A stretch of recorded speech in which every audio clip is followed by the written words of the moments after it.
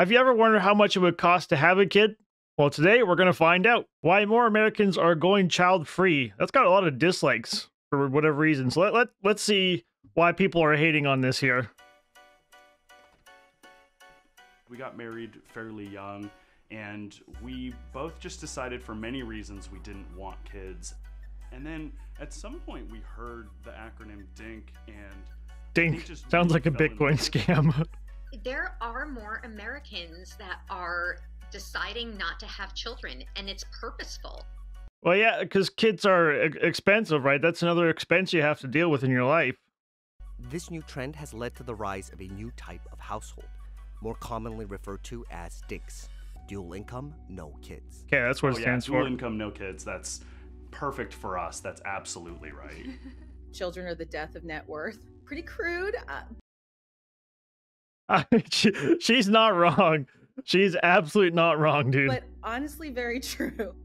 This household configuration of dual income partners living alone without children is on the rise. And well, I mean, if you think about that realistically, like you can just see like what they're doing, right? If you had a kid into the mix, they wouldn't be doing this, right? They'd be, you know, the Whammons would be stuck holding the kid in the hand and stuff. So there's a lot less freedom, basically. 2022 is around 43% of households were dual income without children in 2022. Wow. That's an alarming amount, guys. Holy frig. 43% of households, and that's about a 7% increase from a decade previously. In 2022, 43% of Americans. All right, I'll say this. I don't really like graphs and stuff because a lot of times these aren't accurate, but for the sake of this video, we're just going to say these are accurate. So they're asking if you wanted to get married in the future. 43% said yes, 34% said no, and 23% not sure. Yeah, that would have been the yellow would have been way bigger back then, but you know, times change. It's pretty much what it is, right? Americans surveyed said they'd want to get married, but just a little more than a quarter said they were sure about wanting children. All right, so do you want to have a child in the future? Decline to. Well, that was weird. Why would you? Okay, not sure. Yes, no. So that no is. Oh, that's for getting married in the future here. Okay, yeah, not sure. Okay, that's fair. But do you want to have kids? I don't know why I said that. No, ignore that one there. No. So 56% said they don't want to have a kid. I guess that's. I mean, that's completely fine. I mean, this is almost like a society thing because, like, you see a couple get married and then they don't have kids, and everyone kind of questions them, like, "Hey, you know, is there something wrong? Why you don't have kids?" But it's really just comes down to the individuals, right? You know, kids are expensive; they take a lot of your time, so it's a preference. It's always just for preference. That's it. Children. The term DINK is becoming more prominent now because of financial challenges, and they see children as just another financial challenge. Well, that's not wrong. That is absolutely correct. They are another financial challenge. And I mean, I live in Canada, so I don't have to deal with a lot of the financial stuff that, like, in the US, for example, has. So it'd probably be a lot worse in the US than it is Canada. Well, it is. It is. That maybe they don't want to take on. So what's it like to live with a dual income and no children? And will it be the future of American households? Well, it's not the future. It already is here. But I mean, it would make more sense financially. Like, if you can't financially support a kid, then why would you have a kid? That doesn't make sense, at least in my brain. According to a 2023 survey of DINKs, finance played a major role in their decision to not. Oh, you can see what they got there. You know, he's got it pretty good with, you know, the good old DINKs, right? Look at that. I mean, he's got a nice range there. He's got an Apple laptop. He's killing it, boys. He's freaking killing it. Not have children. More than a quarter of respondents said they simply aren't able to financially support a child. There you go. And especially in the US, you got ridiculous property tax, you got health care. But I mean, they got double health care because there's two people. They got all this extra crap, and like in Canada, healthcare is free, so we don't even have to worry about that. But in the U.S., if you don't have healthcare, man, you're freaking done. If you get hurt, you're done. Child at the moment. When we advise clients about having children, we honestly don't even give them the full real details and the real numbers.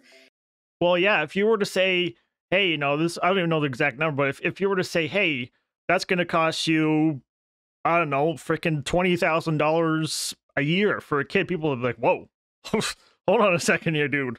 Hold on. That's like a vacation every year. It's one of those things, if you actually see the math of it all, it might make you decide to not have Yeah, there you children. go.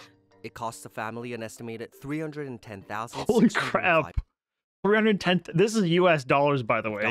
To raise a child born in 2015 to age 18. Okay, hold on. I'm gonna do a quick conversion here.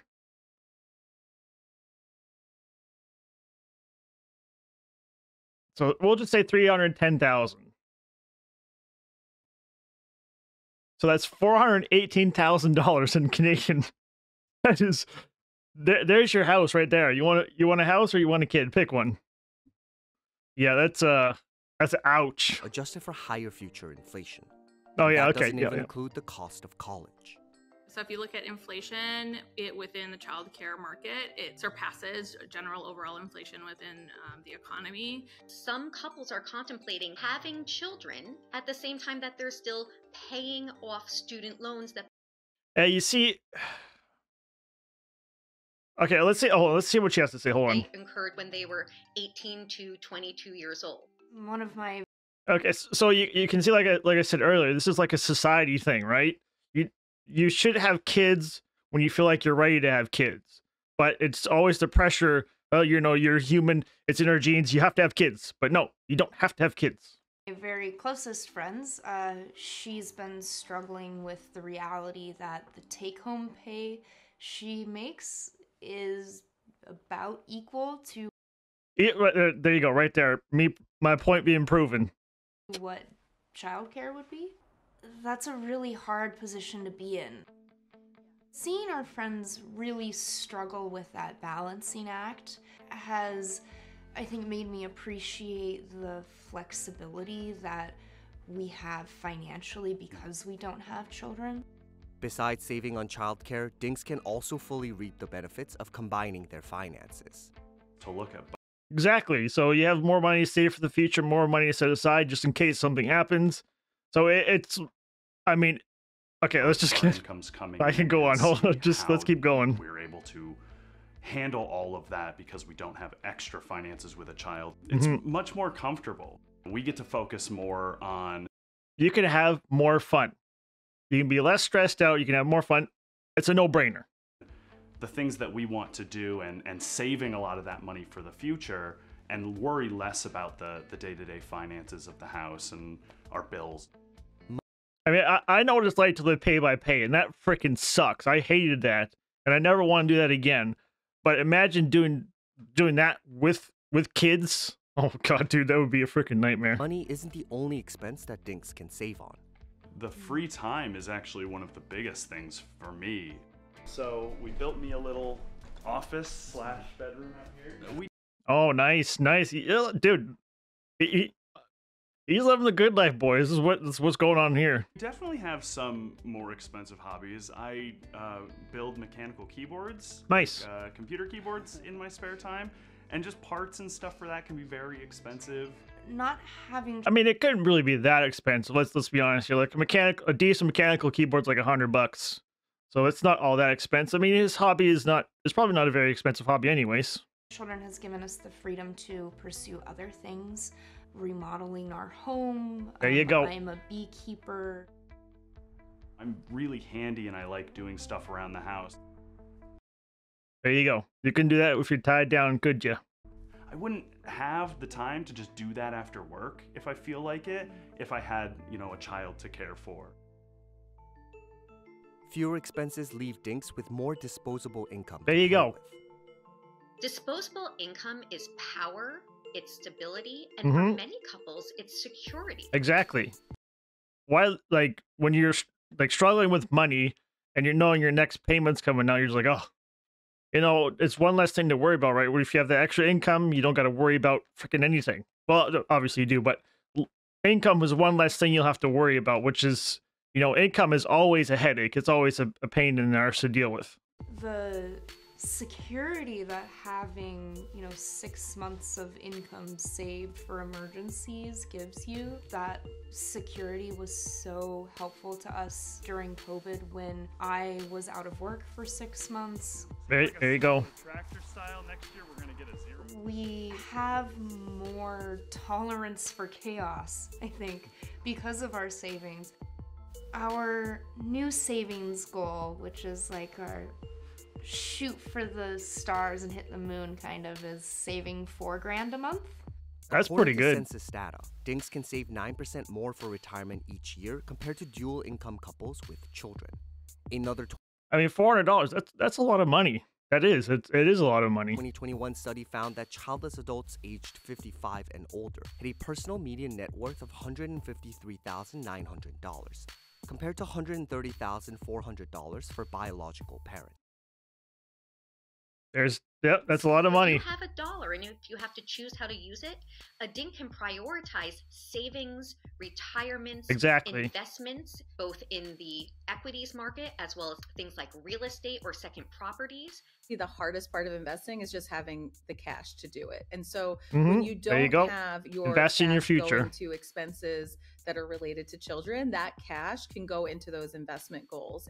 We started investing in our early 20s. Best time to start saving is as soon as you can. Start saving your money as soon as you can. You don't need to buy all this expensive crap. You don't need it, okay? Start saving your money for stuff that matters and stop spending on stuff that doesn't matter. I feel really safe because we have this strong nest egg of ETFs that are accessible and fairly liquid. And then we also have our long-term savings, which are, tied up in IRAs. Okay. We can choose what our aging years look like because we've saved to plan, plan for the that future. eventuality. You can plan. It is well documented that the younger you are when you start your savings and your retirement portfolio, the better off you are in the long What did I literally just say? run in terms of aggregate savings and your ability to accrue savings and wealth. Just take the $310,605 it would take for a middle-income married family to raise a child. While child expenses can vary significantly Yeah, by exactly. age and location, that could easily represent more than $15,000 in otherwise investable funds per year. So you can save $15,000 per year. So you can put that $15,000 away for something else. Consider the power of annually compounding interest. And that $15,000 Jesus, look at that. grow to more than $500,000 in just That's a lot of 18 money, years, boys. assuming 7% annual returns. This nest egg could also help dinks secure more assets for themselves.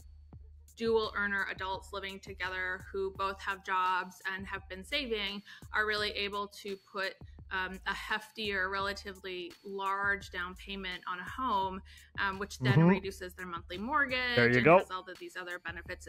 You're paying less interest over the long run. Not only that, but just if they want a car, if they want something else, guess what? They got the money to do it. Put a bunch down. A lot less hassle in the long run.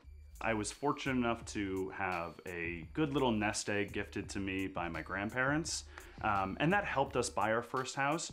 But then from there, living in that house, living in a place with a lower cost of living like Utah, having dual income helped us build all this savings so that when we sold that home and moved to Massachusetts, we had an even larger nest egg that allowed us to buy a more expensive home in a that's higher good. cost of living area.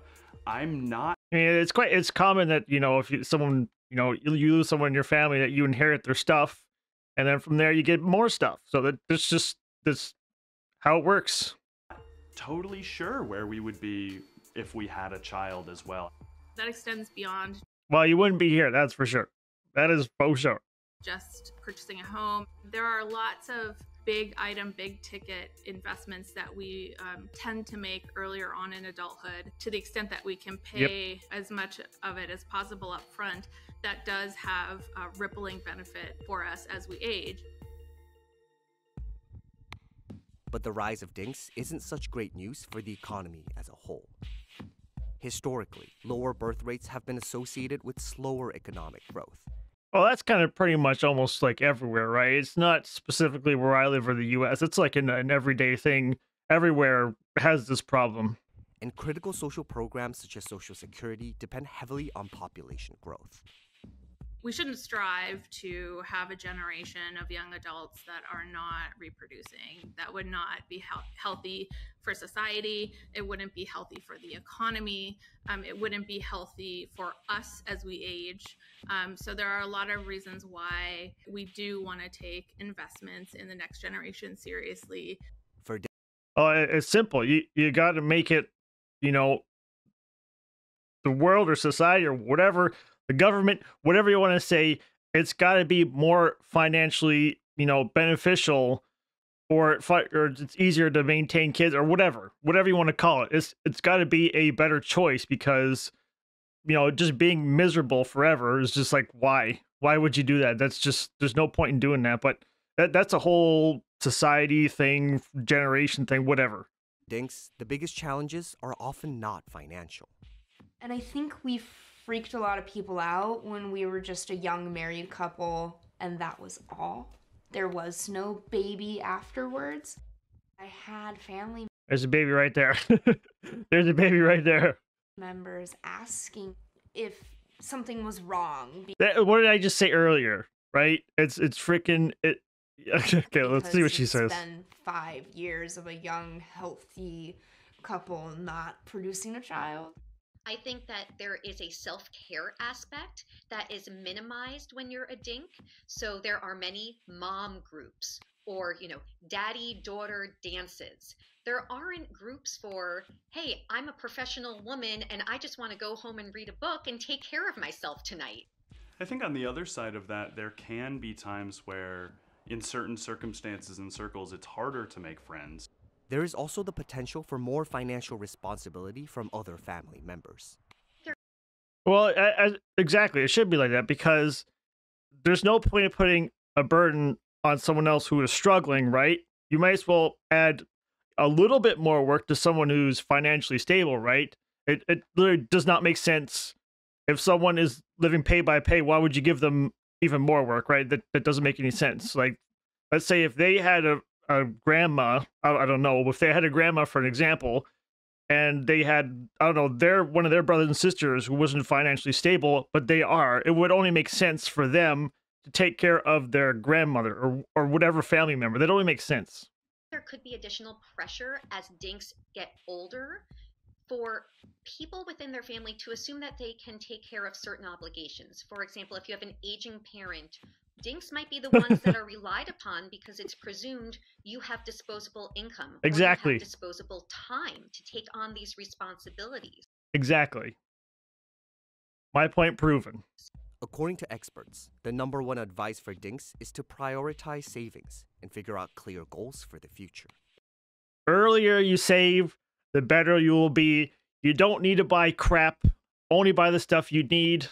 Not that you think you need. You know, you don't need an iPhone every year, all right? All right, phones last a lot longer nowadays. Okay, you can have an iPhone for freaking 5-6 years. Then you can upgrade. You don't need an iPhone every year. Let's get real here. Yeah, and you don't need to buy $10,000 t-shirts. Bro, my freaking t-shirts are a 5-pack of black shirts. Like, I wear the same freaking type of clothes all the time. If anybody is considering becoming a dink, as a financial planner, I Do it. highly recommend There you go. that strategy. There you I go. recommend it to my clients when my If you can't afford to have kids, don't have kids. It doesn't take a rocket science to do it. To know this. clients tell me that's an intentional choice they're going to make, I am a big fan of it. With that disposable income, make a budget. How do you want to spend it? Make sure you put aside some money for fun, but also make sure you put aside some money for investments, and they can be traditional or non-traditional investments, and then revisit it annually to make sure it still makes sense. I think if you're considering not having children in your life, make sure your partner's on the same page as you. Yeah, that's another thing and too. That you have confidence in that. Don't have a kid if you both don't want to have a kid either, because that's just dumb. Value in isolation without your partner too. Yeah. Don't go into the dink lifestyle just like, oh, I don't have kids, so I just have more money and can do whatever. It still takes the work of like planning for your future, putting money away. If you're not gonna have kids, make sure you still save money for your future, because the world is a weird place right now, and who knows what it's gonna be like in another 30, 40 years when we go to retire.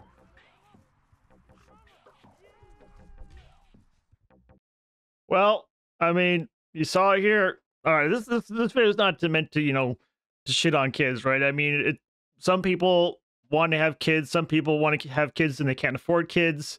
Some people just give into the peer pressure.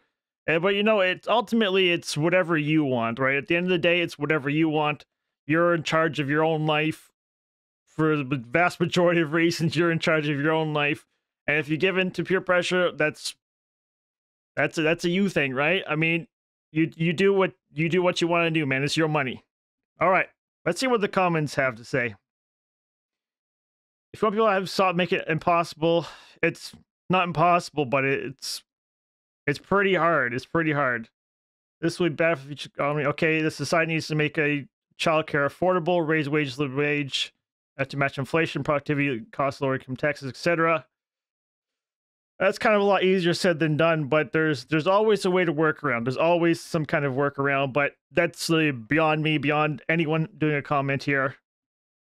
I hardly support people who choose the child free. Not everyone has the ability to be a good parent. That is also true. Like you take example for like if you're okay, there's a lot of people who are going to hate me for this, and I can already see it coming, but I'm just going to say it.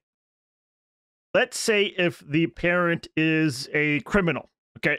Like they go around killing people, and they do not kind of like they show their kid that life, right? The kid is going to continue that, right? Unless they are completely separated from that type of parent. But the vast majority of cases, which I'm sure a lot of people can agree, if the parent is messed up, the kid is going to be messed up. That's how it works.